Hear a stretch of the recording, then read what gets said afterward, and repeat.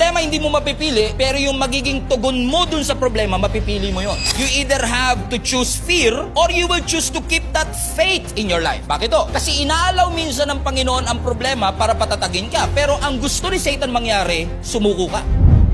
Kasi si Satan, alam nyo, ang gusto niyan mangyari sa'yo, maging fragile ka. Now, ano ibig sabihin ng fragile? Katulad ng mga packages natin sa LBC, sa Lazada, pagka nilagyan mo ng fragile yan, diba? Kung nasa airport kayo, diba? Pinapalagyan nyo ng fragile yan. Kapag pinalagyan mo yan ng fragile, lalagyan mo pa yan ng handle with care. Bakit? Alam mo na konting bagsak lang, pwede siyang mabasag. Alam mo ang gusto ni Satan sa'yo? Yung pananampalatayang fragile. Yung pananampalatayang madaling mabasag, madaling madurog, madaling sumuko. Kaya papadalhan ka niya ng iba't ibang pagsubok para malaman hanggang saan ba ang tolerance mo sa mga pagsubok na yung pinagdadaanan. Gusto ni Satan, mabasag ka. Gusto ni Satan, madurog ka. Pero ang gusto ng Panginoon, hindi ka maging fragile. Ang gusto ng Lord, maging anti-fragile ka. Ano bang ibig sabihin ng anti-fragile? Ang anti-fragile is a word that we use to describe a person that will benefit from the obstacle and the challenge. Yung anti-fragile daw, ito yung salitang ginagamit natin para i-describe yung isang tao na kahit dumaan sa obstacle and change, nag-benefit pa siya. Sino sa inyo gusto nyo maging anti-fragile? Pero tingnan nyo yung anti-fragile. Yung anti-fragile, nakakapit ka na nga, naging better ka pa after the storm.